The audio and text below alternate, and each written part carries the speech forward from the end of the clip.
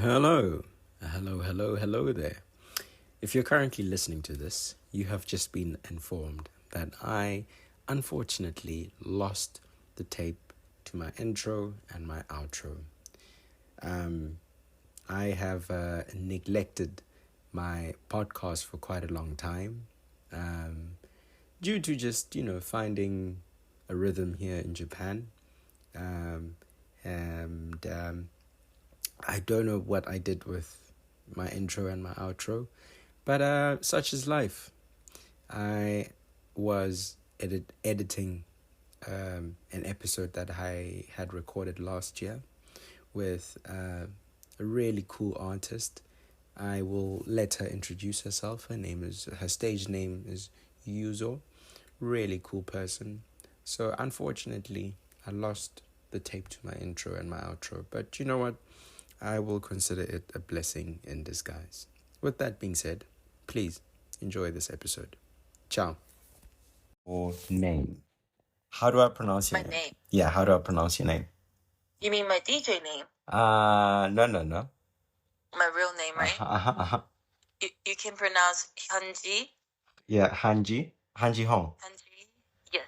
Hanji Hong and Yuzo. Where does Yuzo come from? I don't know. I really don't know. It's been a while. But it was just like I was trying to find something easier to pronounce. Yeah. And then my letter YUZO is like I think everyone could pronounce perfectly, right? Yeah. Without making any mistakes. So that's how I got my names, I would say. Yeah. There's no really like specific moments. Oh, I need to get this name or something. It just pops up in my head one day. So yeah. No. Okay. And I think they might have Japanese name for that because Yuzo could be a Japanese name, but I didn't really intended that. Yeah, it could be. I think like even with my name, my full name as well. So my full name is Kotatsu.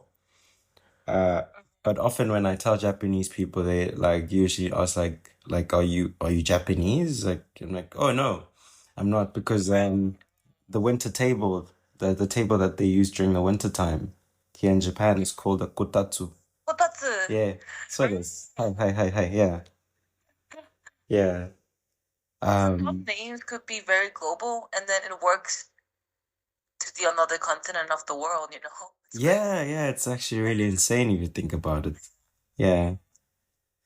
Um, and with regards to like Japanese and South Korean culture, how much of it is similar and how much of it is different?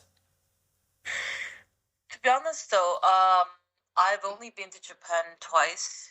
The recent one was Osaka, which was like a month ago, well, less than a month ago. Yeah.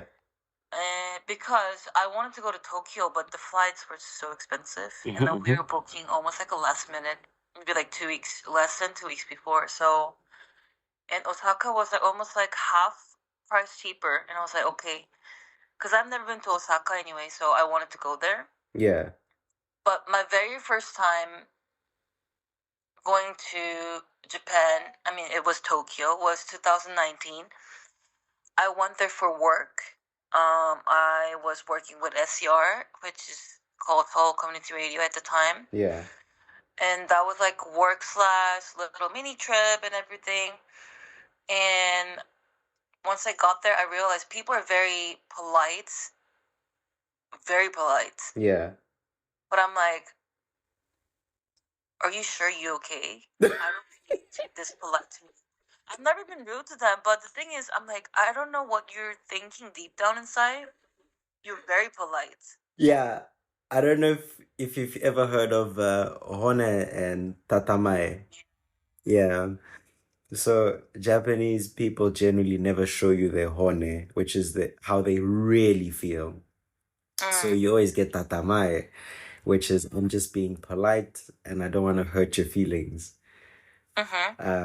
Which can be really difficult, especially when you're someone who always wants to generally connect with people.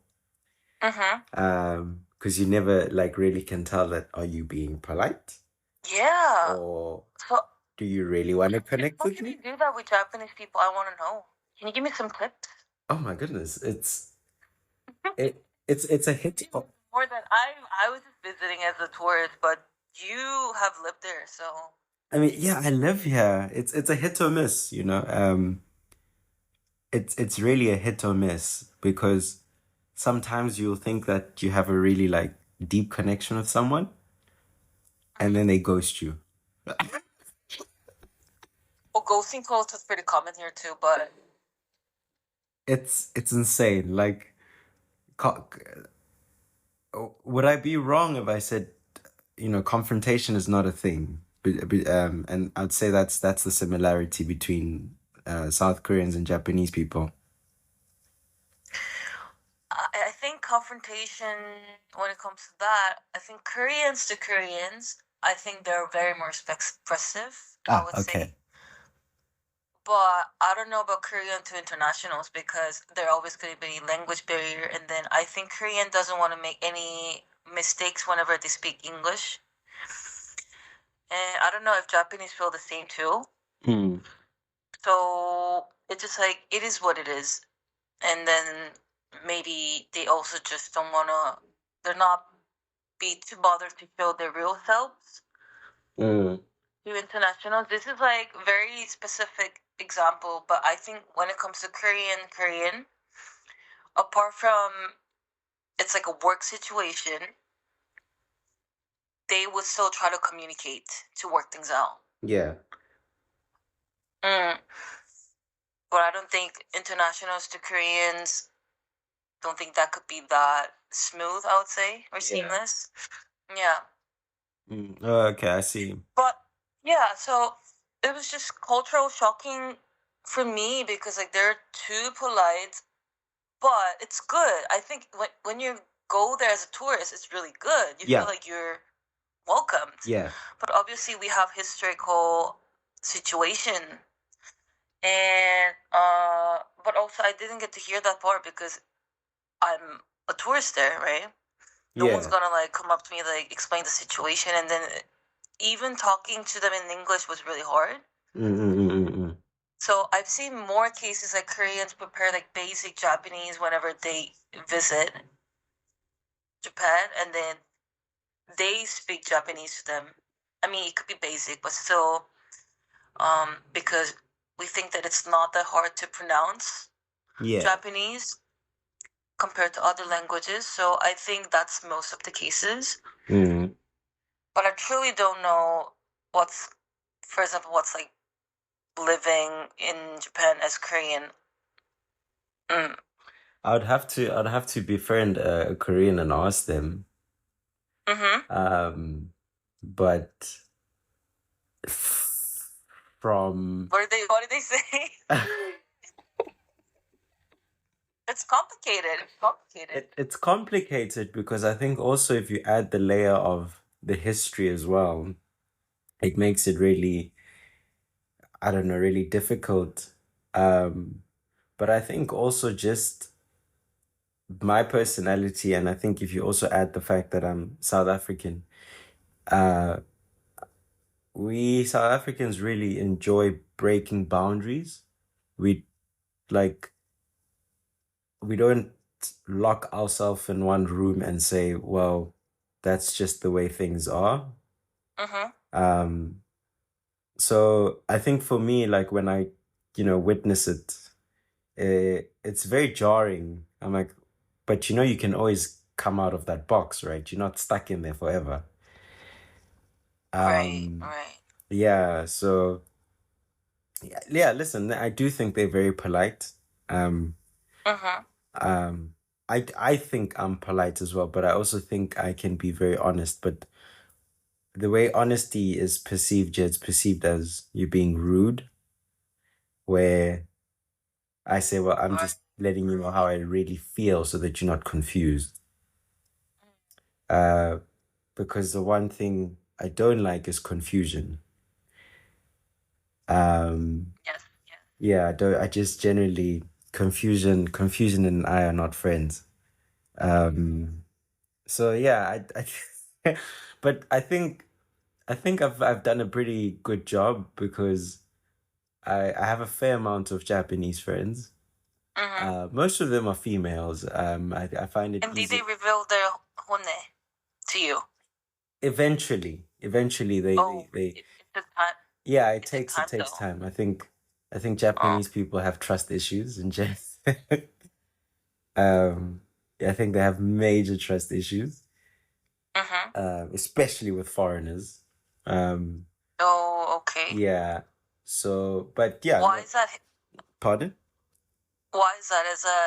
Is it coming from a history part or just because Uh, Japan, like, they have accepted internationals like way earlier than Korea, as far as I know. yeah, I think they're very selective with the kind of Mm. foreigners that they open to. I think they're very open to Americans. I personally think Americans have it easier here. Um, Oh, that's same in Korea. yeah, yeah. You see, yeah, Americans generally have it easier here in Japan.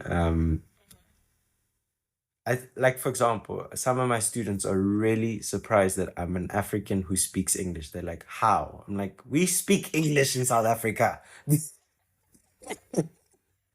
Wow. Um, So they're not aware of it. They're not educated, right?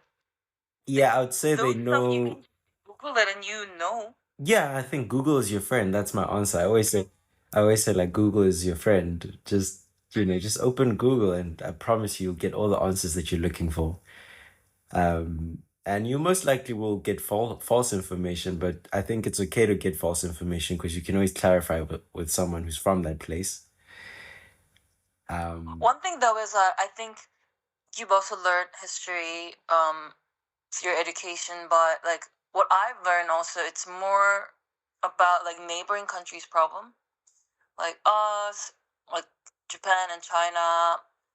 Historically, that's like the pattern. Like neighboring countries, like have always issues in between, yeah, right? So, and then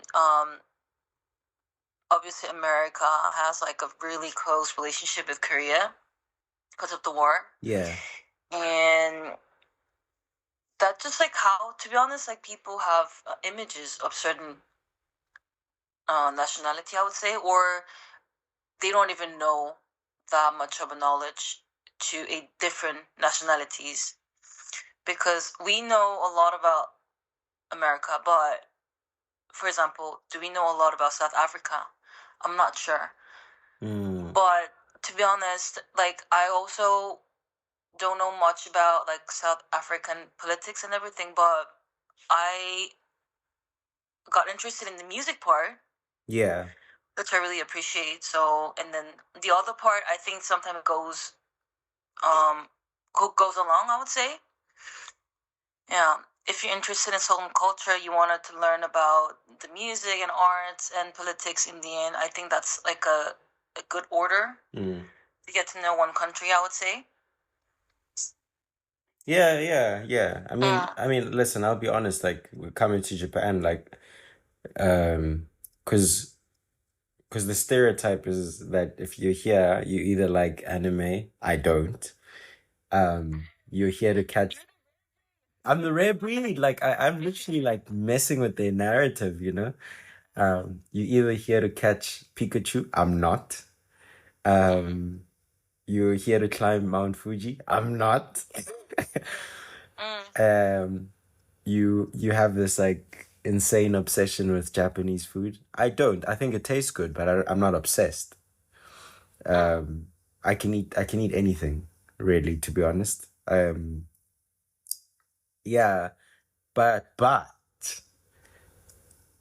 I do love Japanese jazz. Oh, surprising. Okay, Yes. tell me about it. Um, it's like it's really niche. It's so niche that like Japanese people don't even know about it. When I mention like some of these art, so my favorite artist being Suzuki Hiroshi, like his music has this like really like romantic element to it, which Mm-hmm. I don't know, man. It just like captured my heart. Like the very first time I listened to his songs. No lyrics, right? Just the sound. He plays the trombone, Mm-hmm. and it's very interesting because like when I mention some of these artists to Japanese people, they're like, no, we don't know. I'm like, wait, what? I'm like, no way. How don't you know like this artist? Because in I would say in South Africa, we love jazz music to the Mm-hmm. point where we will scratch and find other jazz musicians from other parts of the world, and that's how I found Japanese jazz. I was just like going through like everything. I was going through some artists from some parts of Africa, and like when you're looking for music and you just like go through just a cycle of like, oh, I found this and then this leads you there. Yes, I know that feeling. Yeah, Yeah. exactly. Yeah, you're a musician. And I just came across Japanese funk and I'm like, ooh, yeah, this is perfect for studying because I was still in university. I'm like, oh, this is perfect for studying. This is perfect for like typing my assignments. This is just perfect. Everything about it is perfect.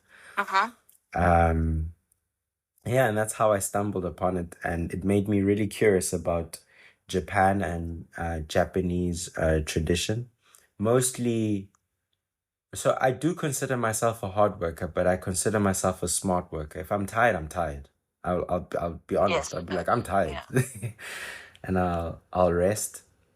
Um, but I was really interested in the whole idea of what do they the Kaizen principle. So continuous progress, always finding a way to progress in life. Mm-hmm. Because one thing about me, I don't know how to just like sit and do nothing. Mm-hmm. So even when I am resting, I'm doing something. For example, today's my off day, but I want to do something, right? So I don't know. I actually don't know how to like rest. Right? The textbook Really? definition of. Where's the balance? So this is my balance. You find something to do is your balance, right? Yeah, Even though it's your day off. yeah, Okay. yeah. So which We already found similarity because you found like jazz music in the other side of the world, and then you found Japanese jazz music, and then that made you into like, oh, what it's like to be just visiting in Japan, and then now you ended up living there, right? yeah, yeah, yeah. So there was this like curiosity around. So it's really great because like I think you showing interest in something and then you keep kind of pursuing that interest, I really think that that's a process of um I don't know, healing yourselves. Like it's very therapeutic, I would say. That's why I have been keep doing this job for many, many years. And obviously it's so tiring, like physically so draining, and especially if you are aiming to successful in a like a very niche market, the money really doesn't come together, right? Yeah, yeah. I But think that's that as an artist, yeah, yeah, definitely. I Which still love doing it. yeah. It's just that like physically, like I was not when I was in my 20 anymore. I'm not. So, but I think I'm still very like spirit wise. I'm very like youthful, I would say. Yeah. And Mm. actually, on that note, you're Asian and you just said that you're not in your 20s anymore, but in my head, we're the same age. There we go. I don't know how you guys do it, but you just do it. How old are you? Wait, let me um, guess. Let me guess. Let me guess.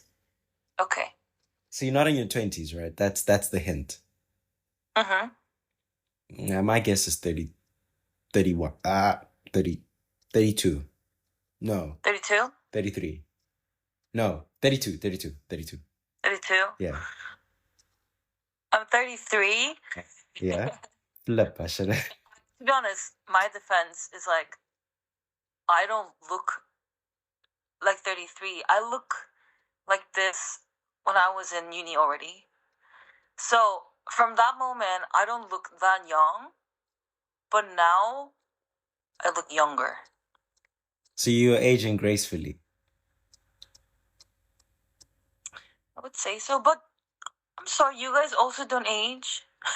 Who? Black people. Yeah, I can't tell. Oh yeah, I but yeah, really black can't don't tell. crack. But it's Yeah. also nice to like come across a different race that doesn't crack. I can tell their age, and then especially if they're very like Also, one thing I realized: people who just have a like normal salary, go to company, like company worker, right? Yeah, Salary person, yeah. and people who work in creative scene. This is just my experience, so I cannot say it's like 100% true or fact. But people who in the creative scene, they really don't get aged. Oh yeah, They yo, don't dress. absolutely, absolutely. When Yeah, your creative juices are like flowing and they're just going, yeah. you don't age. I'm sorry, that's fact. The energy they have is so much different than like just salary people. So it was so Yeah. interesting to me. Yeah, So no, that's you're very much right. Like, because you still have that like inner child in you. Uh, I know. yeah. That's why I don't make money. Huh? No, listen, That's listen, why I don't listen. make money. I want to be stable. When can I be financially stable? Yeah, no, listen. I'm also trying to be stinking rich. Um, I get it. I absolutely understand. It's alright. I would have quit already. If I really didn't like this, I would have quit this job already. But I'm still doing it, so. Yeah, no, soon come. I think, Mhm. I think you should try and like enter. It's just okay. My issue with South Africa is that South Africa is not safe. But I do think you'd arguably have a good career in South Africa. Do you have any idea how many South African friends I have? And then they all from different cities, but they all agree that I need to visit South Africa because Mm-hmm. it's so beautiful. Mm-hmm. The people are so nice, and culturally, you guys like to party. Yeah, culturally, we love a good time. Like Yeah. all South Africans, from whites, blacks, Indians, what we Mm-hmm. call coloreds, who the Yeah. world would call mixed race. Yeah. Yeah. Um, yeah, every South African loves a good time. We'll find a good time anyway. Like if you tell us a bar's closed, we're like, yeah, open the car and play some music, man. Oh, I love that. Yeah. Yeah. But when did you start learning English? My mom, she's an English professor, so I just learned it very naturally. So. And is it generally like are South Koreans people who don't struggle with English? Because the South Koreans that I meet in Japan, like they speak English like you, where I know Japanese people, they find it very difficult, Mm. very, very difficult. So I that's why, think it depends on the occasion. yeah. Did you, uh, did you meet them through work or just like casually? Oh, tourists, casually, Ah, yeah, okay. tourists, Um, like we started English at a very young age, but I would say it's very much focused on the grammar part. so it's just like Japan. Yes, very not practical.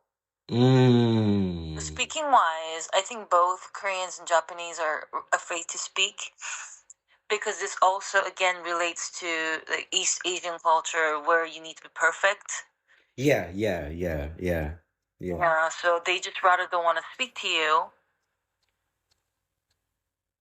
But I'm like, I've worked with so many internationals, and then they have all different accents. They've come from so many different countries, and they don't care. Yeah, yeah. I really think that Koreans should drop that mindset, oh, I need to be perfect, otherwise I'm not gonna speak a word.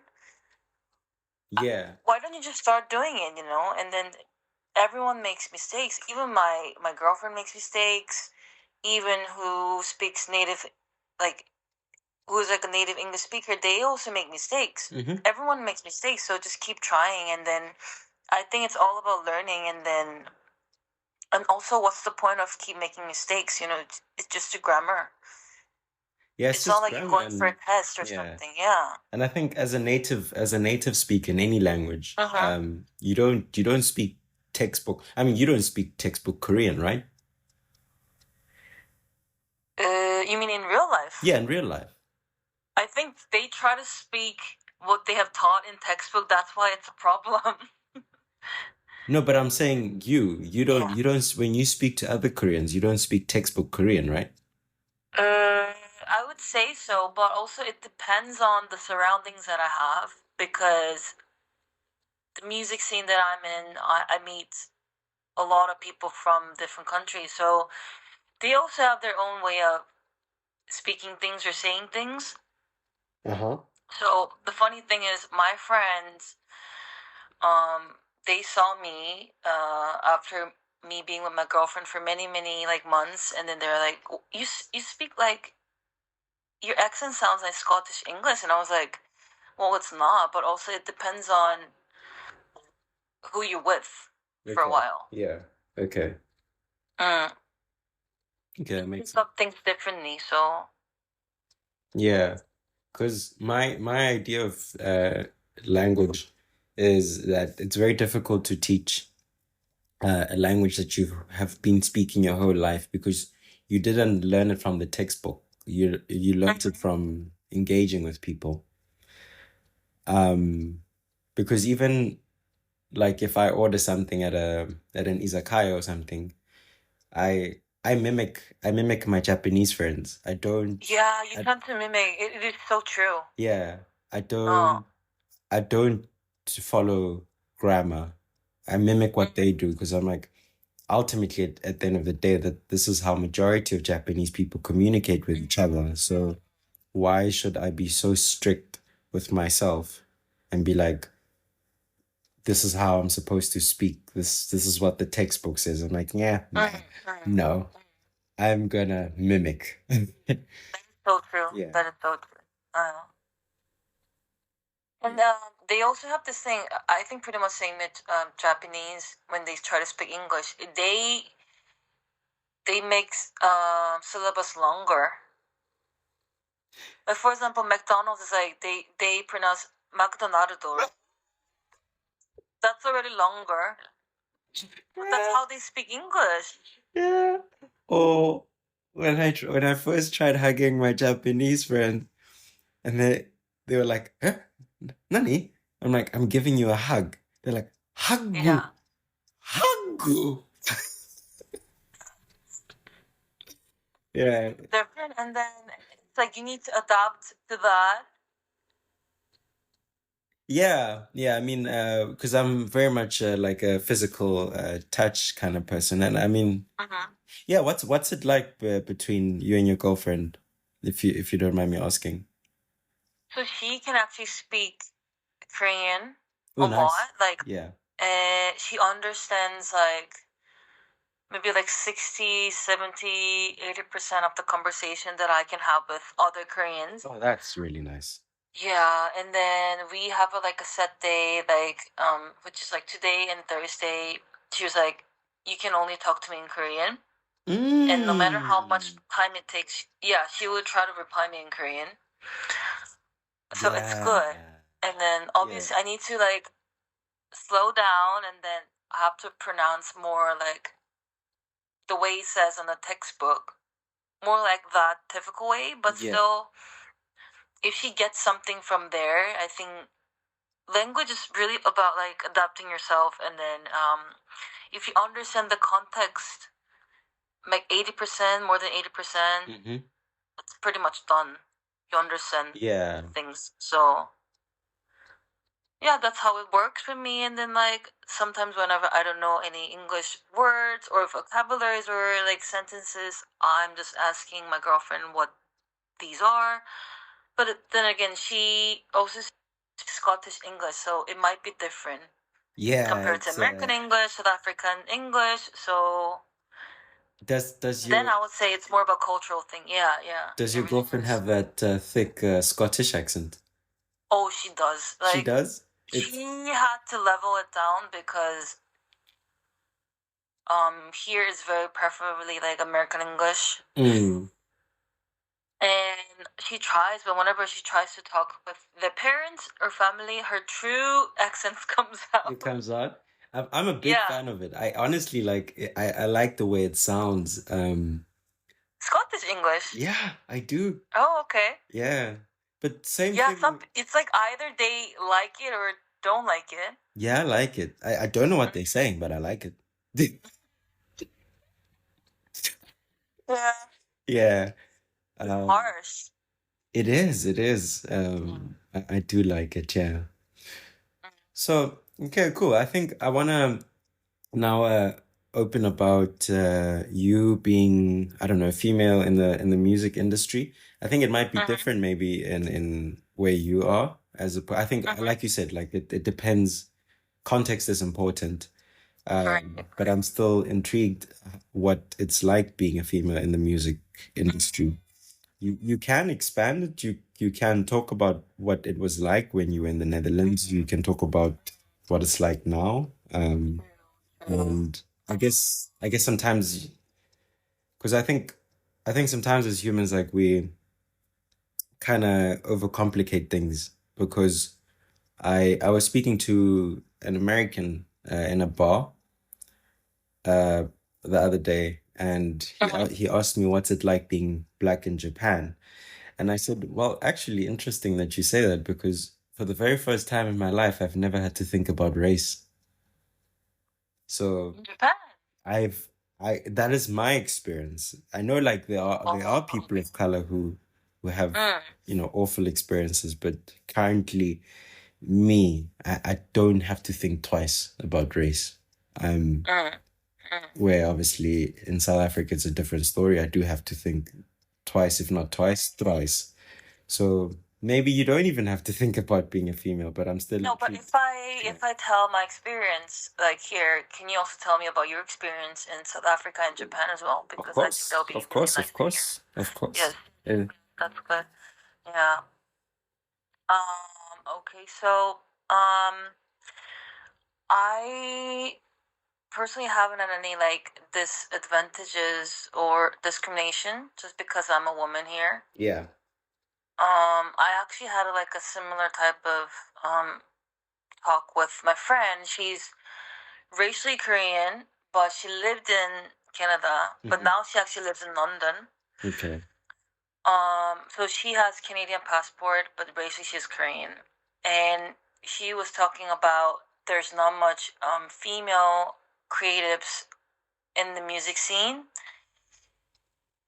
And she was asking how is it that in Korea, and I was like, honestly, I see more female DJs or female artists in Korea compared to other continents or other countries, I would say, because it is just really, in general, women don't feel like scared to go out at night that much.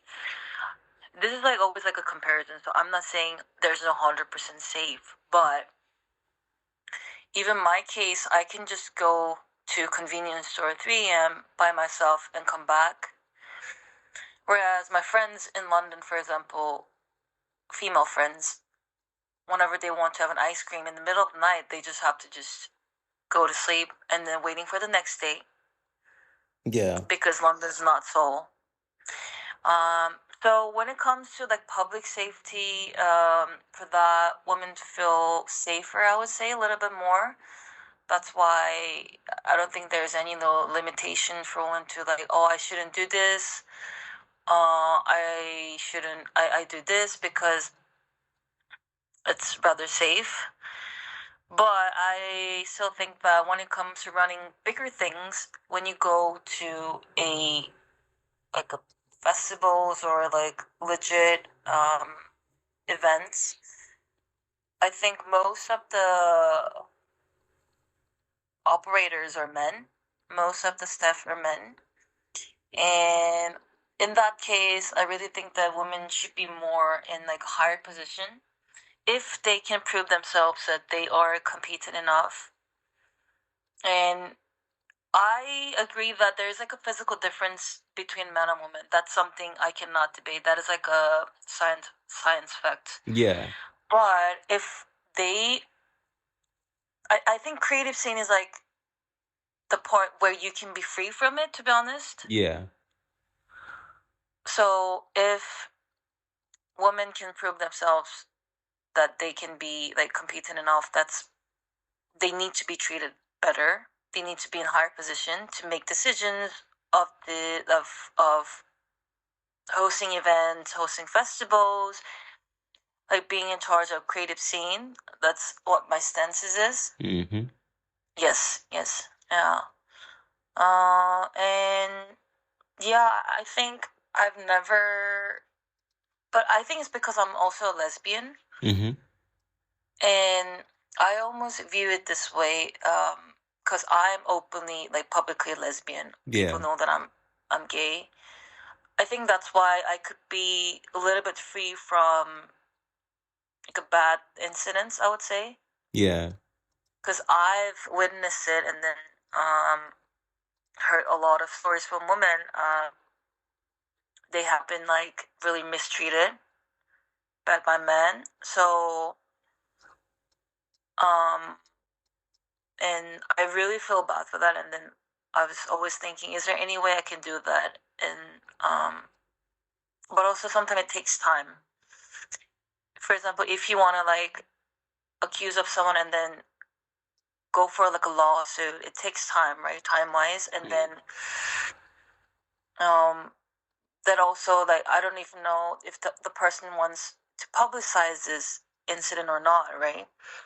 But apart from that, I pretty much decided to just like, well, I want to make sure there's a lot of collectives run by female or creative things run by female, and that I want to like support them as much as I can do, and then we kind of help each other out, and then we get more exposure in general.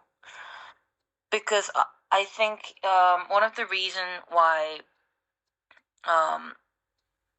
so a lot of female thinks that they don't have equal opportunities because they don't get a lot of exposure compared to men. Mm. And I would say if women, they can like help each other out, and that's really like beautiful thing, and then it grows really fast, to be honest. And I really think that the reason, one of the reason why Pasa Pasa was like good is because we want to create the vibe the women come to our parties and they feel safe. Yeah. I don't want them to feel like physically or emotionally uncomfortable. I want everyone to have a good time, men and women, doesn't matter. But obviously there have had some incidents, and sometimes we couldn't really like notice it right away. We noticed when after our sets, people told us about like, oh, like, by the way, this happened.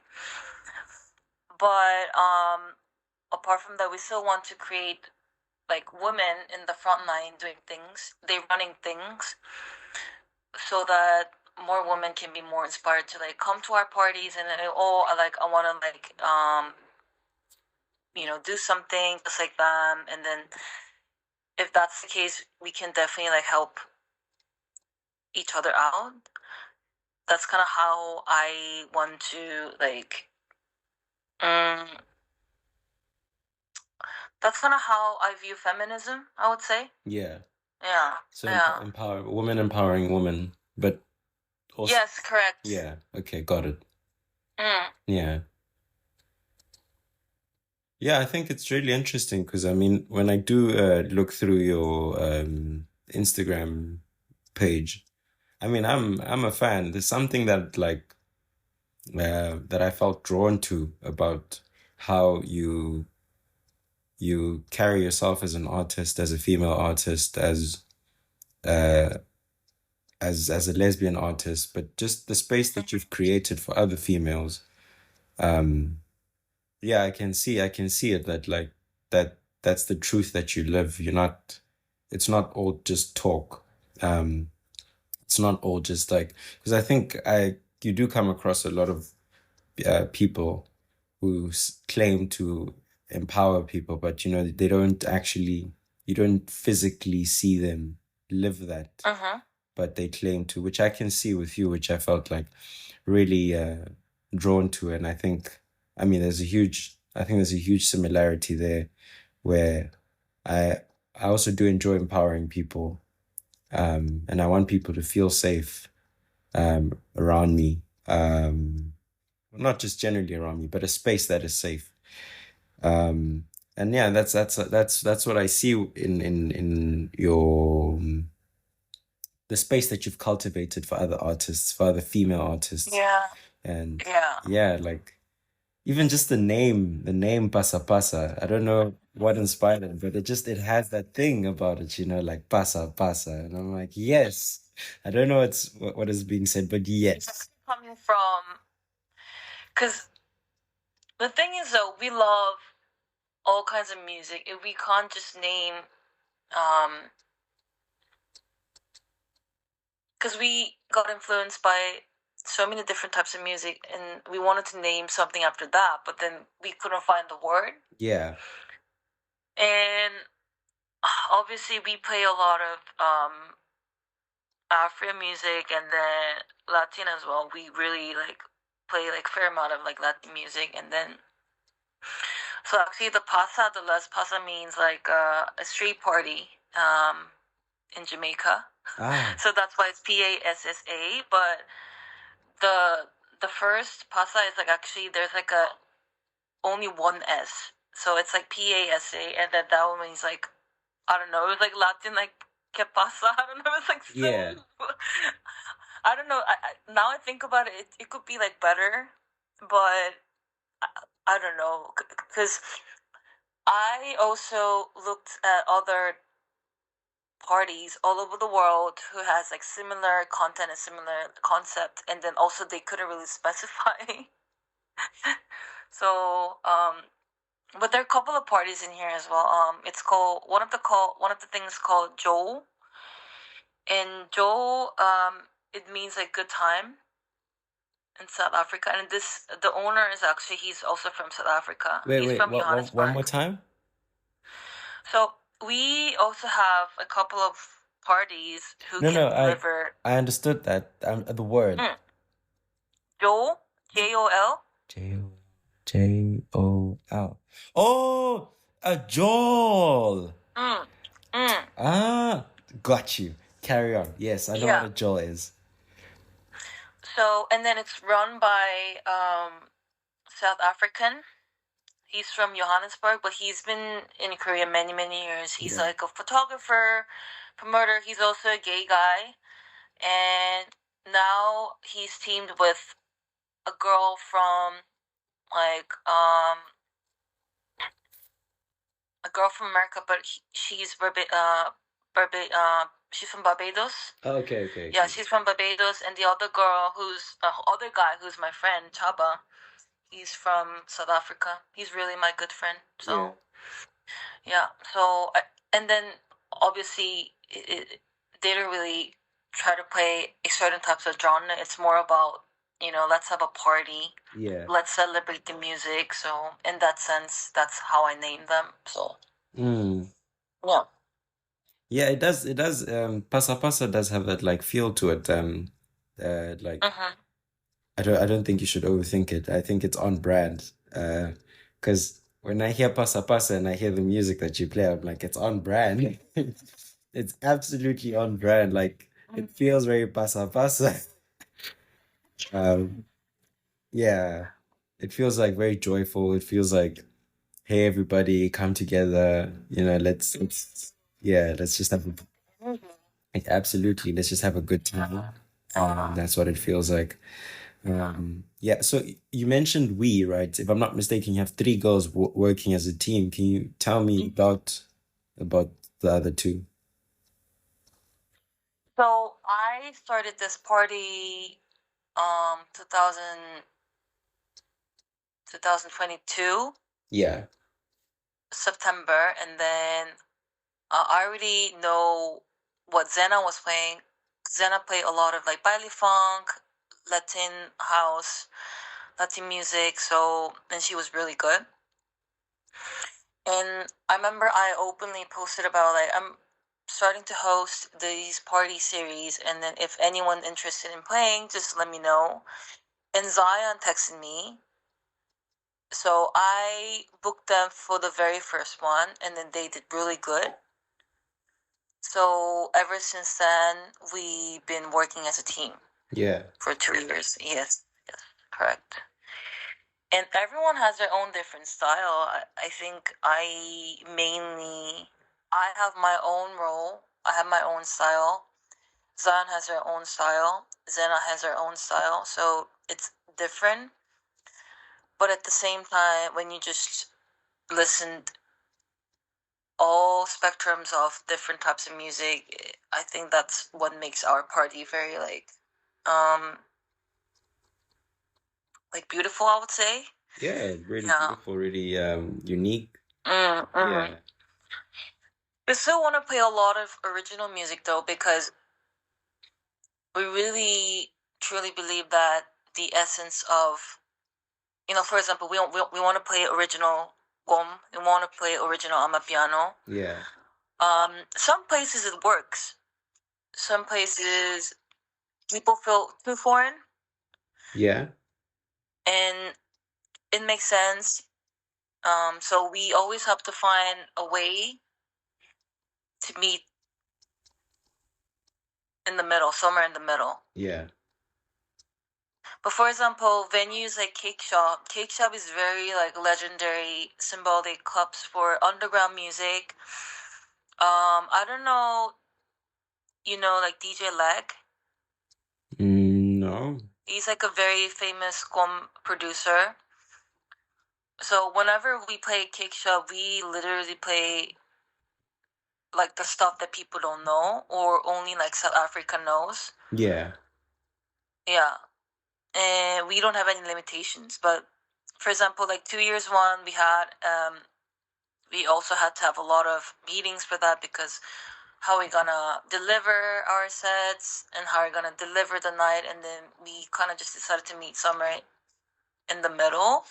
So it really depends on the venue and the vibe and the DJs we're bringing.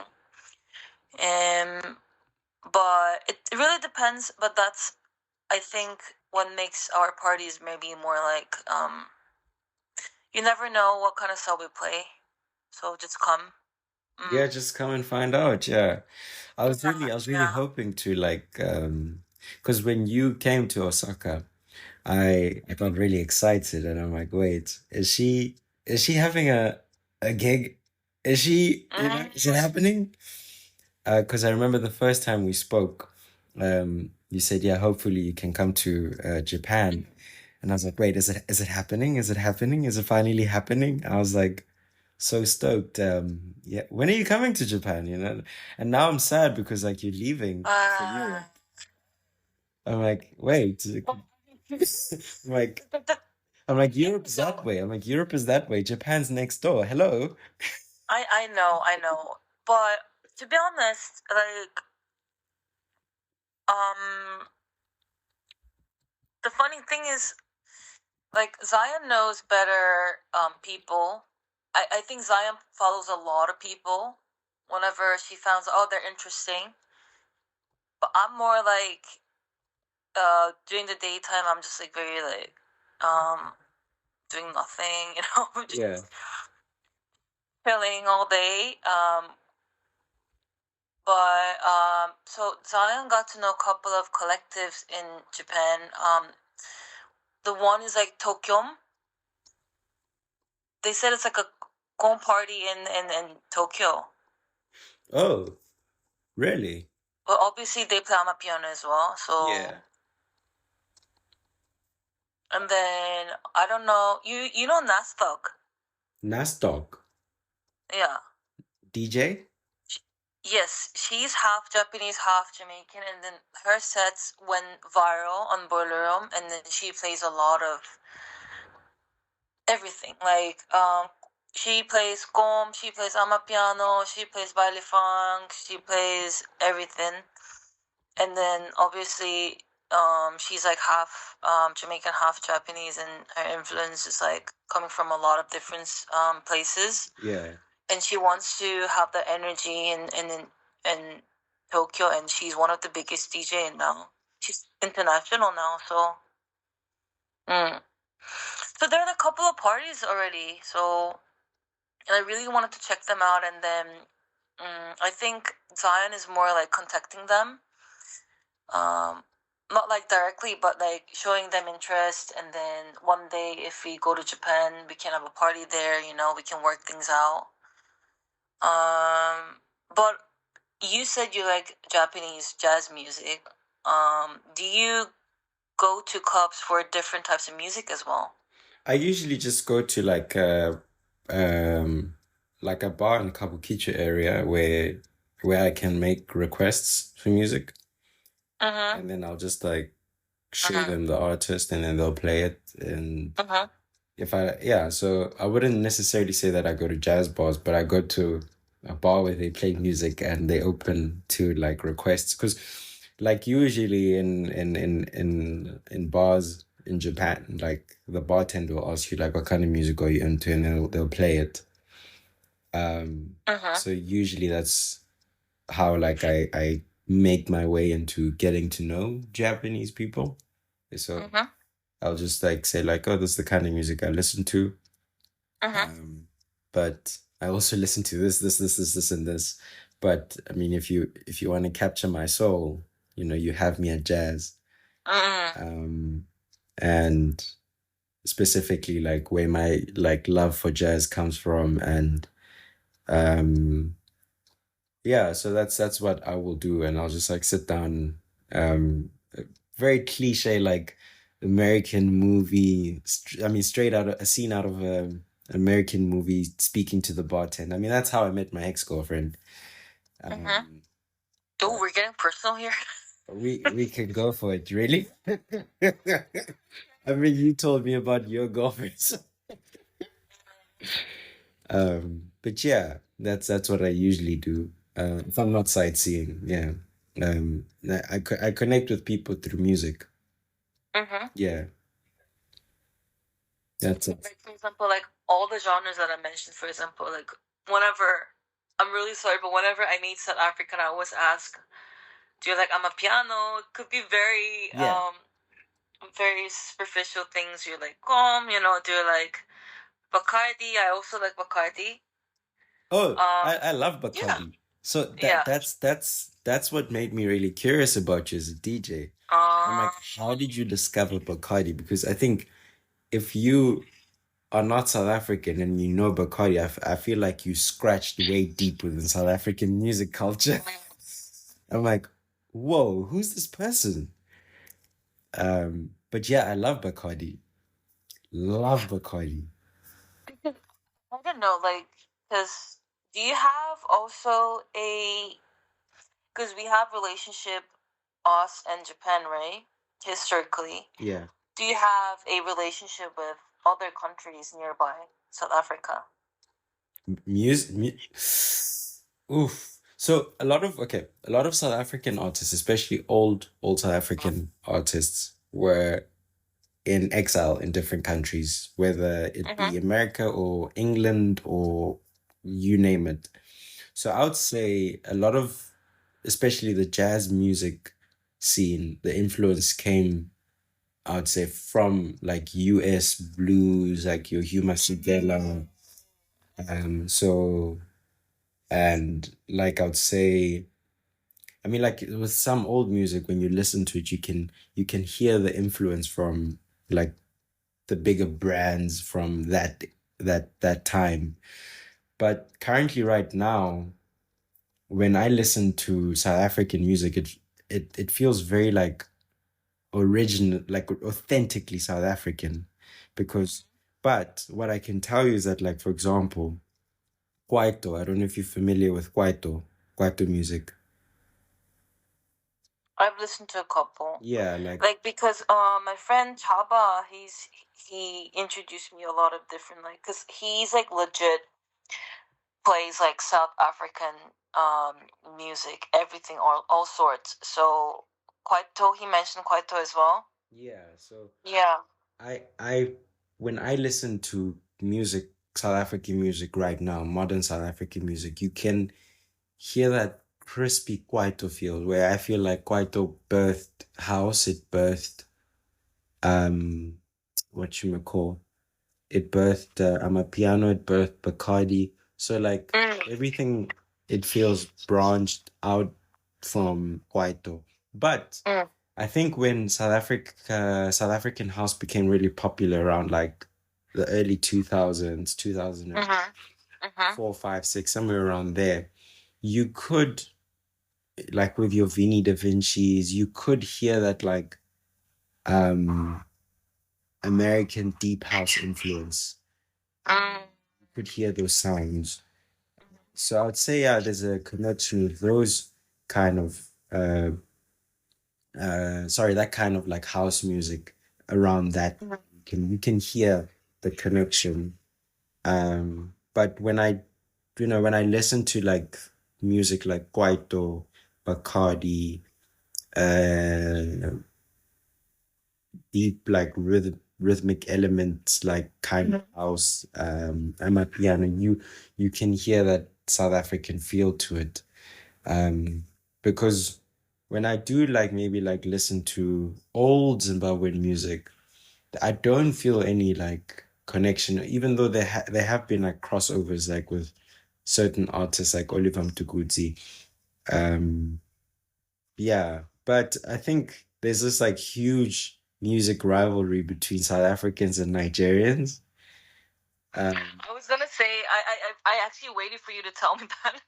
yeah, like there's this Yeah. like huge rivalry where South Africans feel that they own Amapiano, which we do. And then Nigerians are like, yeah, but like we make better Amapiano. We're like, wait, what? Wait, what? No way. No, you don't. Absolutely not. We don't think so. Like it's cute that you try, but nah. Yeah. Yeah. Um, and then I was waiting for it.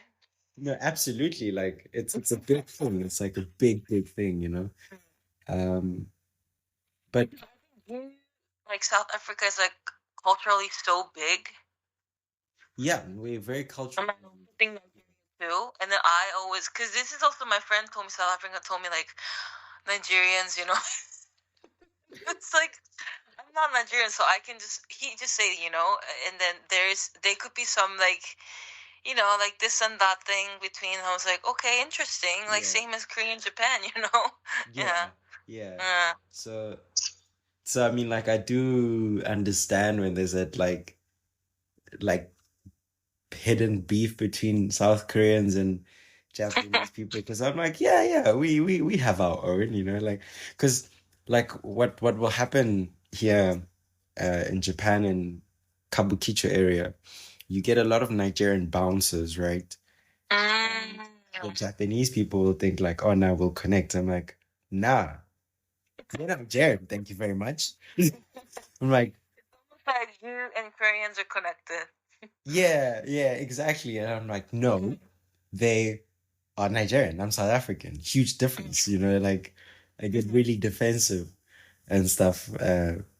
It's really like I find it very fascinating, but also funny at the Mm. same time. Yeah. Yeah. Yeah. But you wanted to ask me something earlier on about forgot. I think it had to do about how I experience race here in Japan. Was that it?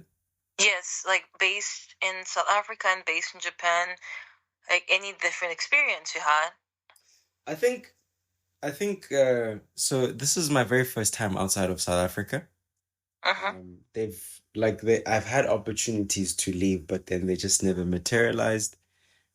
So here I am, like first time in Japan, existing in a whole entire world, not even as a tourist. Like the first opportunity I take to experience life outside of South Africa, I took it through work. Um, yeah, I think. Listen, we have like this deep racial history in South Africa. I still think that like South Africa, as much as like we are culturally diverse, I think South Africa is still racially separated. I think racially we still don't see eye to eye. And I think like racism in South Africa is very like in your face, you know? You Okay. Yeah, it's still like in your face where I think you kind of build a thick skin where when you go to other parts of the world, I don't think racism shakes you in any way. Like I don't like I think Japanese people are quite subtle with their racism. Like you said, with the whole being them being overly polite, so you don't feel it. I think you'll see it in them standing up when you sit next to them, like on the train. But you see, that for me is like passive aggressive, and I'm like, oh, okay, I can deal with that, whatever. Um, where I think with with South Africa, you will know that like, no, don't sit next to me because X, Y, Z. Um, so Really? yeah, you still get people who are quite bold and openly racist in South Africa. Um, but South Africa, man, like there's a there's a thick layer of racism, sexism, um, you name it. We have it all, tribal issues, but somehow we still find a way to connect. Yeah, we're very like we're an interesting case study. I always say like South Africa is an interesting case study because like you're proudly South African, but you also know like South Africa has so many issues. Um, but ever since coming to Japan, I haven't had to think twice about how I carry myself as a black person. Although you do get people who make that connection with like the corrupt Nigerians here, and they think like Ni- Nigeria and South Africa probably like have the same behavior, and I'm like, no, we don't. um, I always, You don't take time to, talk to someone and then just generalizing it just it is not right, and then I think it's really bad and stupid. So it's almost like, well, I already judge you, you know, yeah, yeah, based on any information. yeah, There's no information that they have given, and then they're just like just profiling. So I really think it shouldn't be like that. But at the same time, like Japan is very homogenous. Korea is also very homogenous. I actually looked into how homogenous Korea is, yeah. and it was like 95, more than 95. It was actually like, was it 95? But actually, more than 95, the whole population is Korean. Yeah, yeah, yeah, yeah. And I don't know about Japan, but it's just like we also have a lot to overcome and fix. Yeah, I think, like to be honest with you, I don't know if I'm being ignorant, but or if I'm like choosing to be ignorant. Something about coming to Japan opened my eyes. I was like, geez, Mm. I'm like, yo, the world has problems. You know what? I'm just gonna be happy. I'm gonna, you know how they say like ignorance is bliss? Sometimes it is. It really is. Sometimes, Yeah. yeah. So, Mm. so I think what I'm trying to say to you is that I am very, very selective with the battles that I choose. So when someone stands up, like when I sit next to them, I'm not going to let that affect my whole day. Where maybe in South Africa, it would have maybe consumed me the whole day. So yeah, being here has made me think twice about the battles that I do choose. But you're happy there, right? Yeah, no, I'm having a vibe. I think that's really important, to be I'm honest. having a vibe. Yeah. It's not for everyone. I don't think Japan's for everyone because I do, know other foreigners who are like really depressed here. I don't think it's for everyone, but Why do you think they are depressed? Too many too many unspoken social cues. Okay. Less freedom to be yourself. But I argue otherwise. I say you can be yourself, but be yourself respectfully. Like, I think that with other foreigners, their idea of freedom is taking up space, and you're in a society where taking up space is not a thing. So you have to find that healthy middle of being yourself and not taking up space. Like, and I totally like agree. Like, to be honest, you can't really change. This person cannot really change the essence of Japanese culture anyway. So you can't, and you shouldn't try to. So how can you exist by being, like fully yourself, or try and be fully yourself, but without offending other people by being yourself? So you have to find that middle. True. I agree that Japan cannot be for everyone. Korea, same. I don't think compared to Japan, I haven't really seen cases people complaining because they don't feel really free here. Yeah. I think they genuinely don't have limitations. But it could be a language barrier for sure, a lot of the times, and the cultural difference, and then a lot of services could be very limited to internationals. Like, I have so many cases. I need to help my friends out who are not Korean for banking and housing. Oh, don't get me started on that. Yeah. And then even I struggle when I was traveling Osaka with my girlfriend. I was like, they don't take any international cards. Yeah, no, it's annoying, trust me. Yeah, but that's why it makes sense. Like, people who wants to live in Japan, people who ask to live in Japan, for whatever the reason, they have to speak basic Japanese. Yeah. Yeah, you. By the way, I barely, like, I say to people, I speak convenience English. I speak convenience store English. I mean, Japanese. Convenience store English. Convenience store Japanese. So with that little, I get by. I mean, even when constructing a sentence, I'll say something. I'll add like one Japanese word and then add a variation of like an English word that sounds Japanese. So I'll make that English word sound Japanese so that they understand what I'm saying. Like, my God. Like, for example, with McDonald's, like I'll say like McDonald's. They're like, oh, so. I know, you have to adapt. You have to adapt. You have no choice. You have to. And I for one, I'm a sucker for cultures. Like when something's different, like I want to touch it. Well, that sounds weird, but not like that. I just mean when something is different, I'm like, I want it close to me. Because I like difference. Especially when there's a huge cultural difference. I'm like, ooh, I'm intrigued already. Because my brain is somehow wired to think that, okay, if you're different, cool, that's really nice that you're different, but like what makes us similar though? True. Good point.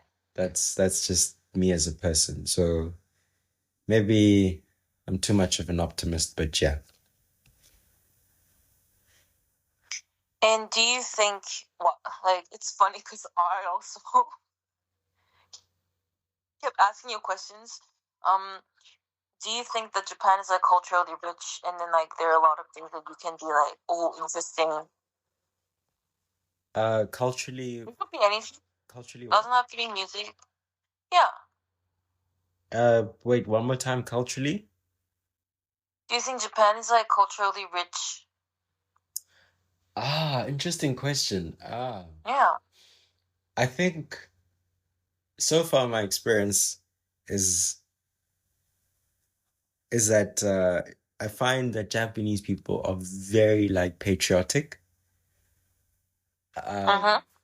which I mean the relationship I have with the word patriotic is also like it's a me thing. Uh, Uh-huh. but yeah, I think it's very rich in culture. Um, Uh-huh. but I haven't had like the time to actually scratch and scratch and scratch. Uh-huh. Most the little that I've managed to experience was through my ex-girlfriend. Like she would share, but with the language barrier as well, like there's some things that I didn't quite understand. I just, would be like, oh, okay. Um, Yeah. yeah, It could be a big thing to know this language, yeah. yeah. But I do think that like from what I see as an outsider, I think Japanese people really love their culture. Uh-huh. Uh, very patriotic. Like even from the kids that I teach, I'll be like, English, please. And then they say, but I am Japanese. I'm like, okay, that's nice, mate, but I'm here to teach you English. So cool stuff, man. Um, yeah, I find it, okay, first I think let me explain why I have a huge issue with like being patriotic. I The reason why I have an issue with being patriotic is that I see it in myself. I love being South African, but I think being overly patriotic, I think I should have said being overly patriotic can be problematic because then you are unable to call out your country when it's doing bullshit. Um, and I see this with America. And I see this with the other country that shall not be mentioned because I think it's a very touchy topic right now. Yeah. But its flag is blue and white. um, I think when you're overly patriotic, then you just then you fail to see other people as humans. Where you see yourself as human first, and then the rest are others. Um, I think it's good to be patriotic, but not overly patriotic, because Yeah. I think if Patriotism goes into actually contributed to, to your country, that's fine, but almost like our country is better than others in this way and that way. And only in that I don't think it's like you said, it's not really good. yeah, it's not healthy at all. Uh-huh. Because then there's not enough room for improvement. And I understand that, and that's something that I do see in Japan. I understand that they're trying to like keep their culture. Uh-huh. I think there is room for improvement. Like for example, one of my coworkers was asking me, Japanese. She was asking, why do you think Japanese people struggle to learn English? And then I said, wow. Ooh. I was like, ooh, are you even ready for that conversation? Uh-huh. I was like, first of all, I think we need to start with like culturally, I think you guys like perfection. Yeah. Um, Yeah. which I I think you can strive for perfection, but you can also have room for like 80% perfection. Like I did my best. Yeah. I think you can strive for perfection, but I think you should also have room for being content. That I really, yeah. And then I said the reason why I'm bringing perfection to the table is because I think you should. The best way to learn a language is to fuck it up. The best way to learn a language is to fuck it up, make mistakes, be laughed at. Um, like that is for me, that's the best way to learn a language. Fuck it up, make as many mistakes as possible, make make yourself look like a fool. Because I mean, like for example, I made it this one time. Made a huge mistake with the word kawaii. I said kawaii, and you know, my Japanese friends laugh. They're like, I'm like, what? They're like, what are you scared of? I'm like, no, cute. They're like, no, no, no, kawaii, kawaii. I'm like, oh shit, oh damn. But I'm glad I made that mistake. But had I not made that mistake, I wasn't going to find out that kawaii means scared. I mean, so Why means scared? sorry, kawaii. Yeah, kawaii. Wait, hold on. Kawaii. Kawaii is cute. Kawaii's cute. Kawaii is scared or scary, something like that. So, so there was that one element. So different. Yeah, and I do. And there's the other element where I think that, like, comfort, coming out of their comfort zone is like not a big thing here. Like, Yeah. yeah.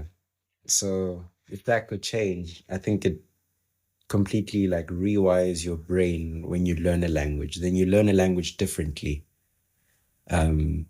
because then you're a bit open, and also you know that you might actually not speak the language to perfection, but you will still be able to communicate with English natives.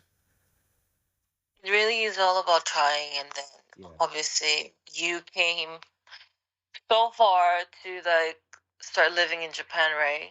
Physically, and then it just, and I think you're like how you gonna like cope things in Japan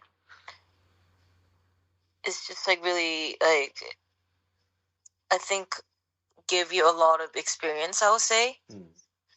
How you're gonna figure things out while you're living there.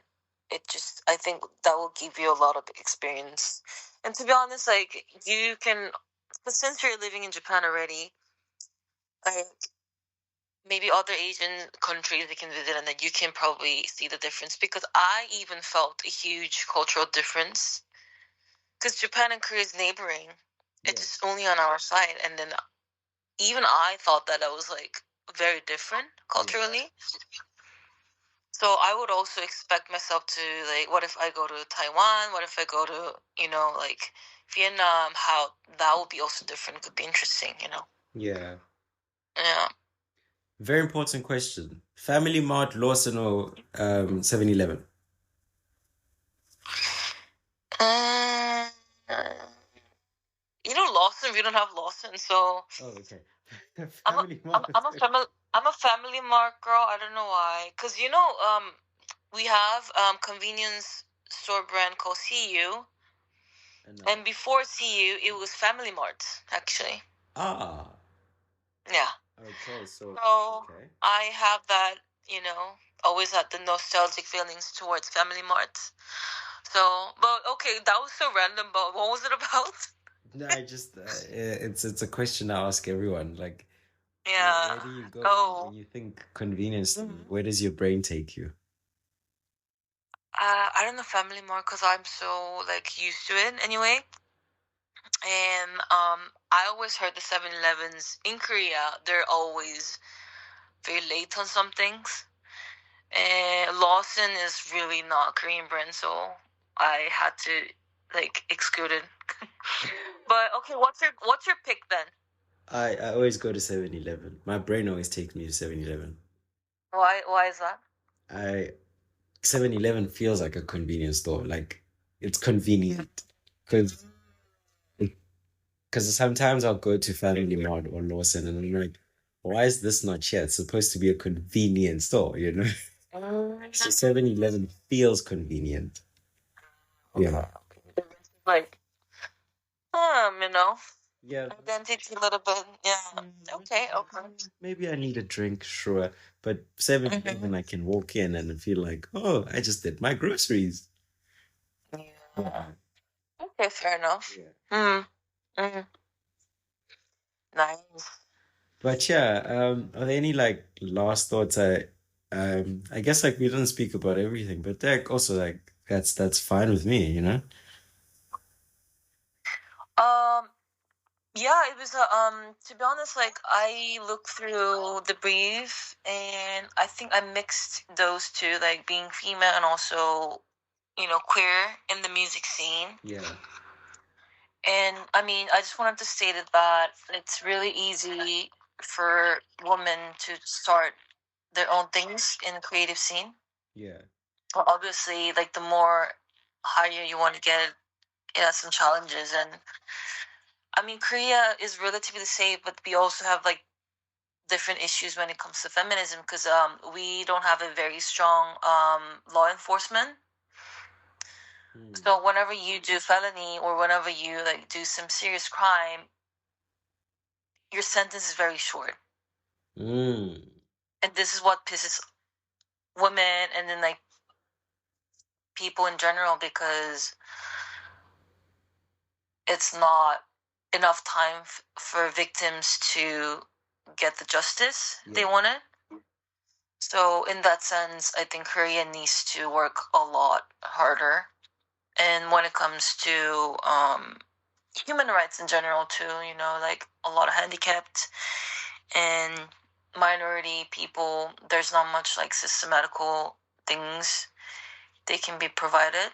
So yeah. With that, I think Japan is way more like how can I say way more helping, way more developed, I would say. Yeah. Interesting. Do you guys have the last train thing? Sorry, what was it? Last train? Ever heard of the last train in Japan? No. What is it?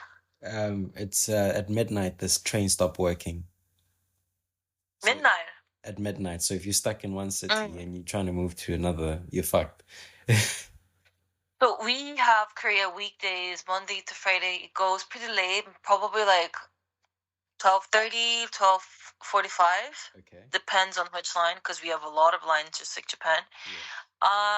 And but we also don't have midnight train. We have midnight buses, but that goes only to a very populated area, populated spots. So I really wish that we can have like a night train.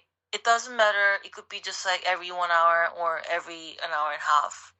Yeah. I just want to go home because the transportation here got so expensive. Things in Korea is more expensive than things in Japan. I was really shocked. Really? Yes. This Osaka trip made me realize, oh my god, things in Korea is not cheap anymore. So you're telling me like we live in good here? Yes.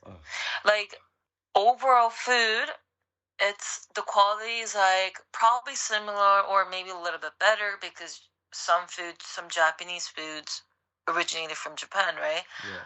In that sense, I could say it's quality wise it's better. But the price was I always paid 100 yen, 200 yen less, which is crazy. I must say, like in terms of getting groceries and stuff, like the standard of living in Japan, like I think even someone who like earns just the basic salary rate here can at least live, eat, go to bed, and pay the rent, and just live like a human being. And I'll give Japan for that one. Yeah. Korea was not really bad, but the thing is, Korean market is very much they are dependent on imported stuff. So whenever that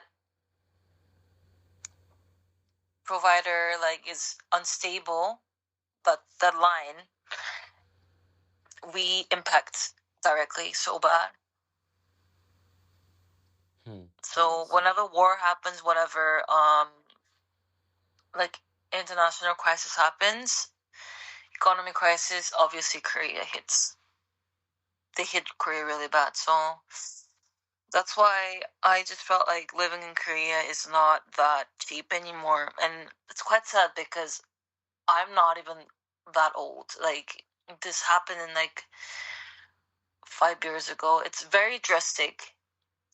I wish it would have been much slower than I expected, but it happened because before COVID, a lot of Koreans just eat out pretty much a lot of the times, and they couldn't really worry about the transportation fee. Like, getting a cab was so cheap, but now it is not anymore. So that's why I'm quite concerning about the music scene as well, because it's a nightlife.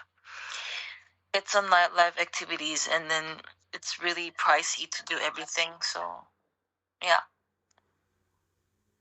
Yeah. Well, Yeah. Yuzo, thank you very much. Yeah. Thank you. Thank you so much. Finally. Thank you. It finally happened. But like it was worth the wait. Oh, thank you. I'm sorry that I just waited, made you wait for too long. No, But you're good. we did it. Yes, we did it. Yeah. Yeah. Okay, I hope the recording was like all safe, right? Yeah. Right? Okay, cool. I'll listen to it. And then like edit it and stuff. Yeah. But thanks so much. Good Thank luck. you so much for having me once again, and then I'll talk to you soon, okay? Yeah, cool. Yeah. Good luck with your trip to Europe. Okay, thank you so much. Talk soon. So, bye. Bye.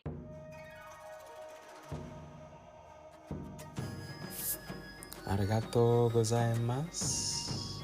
Ke lebohile bagaetsho. You have managed to somehow you've managed to somehow reach the end of this episode. And all I have to say is catch you next time. And as the lovely Japanese people say, hi. Hi. Hi. Hi. Hi. Hi. Hi. なんだっけ。はーい。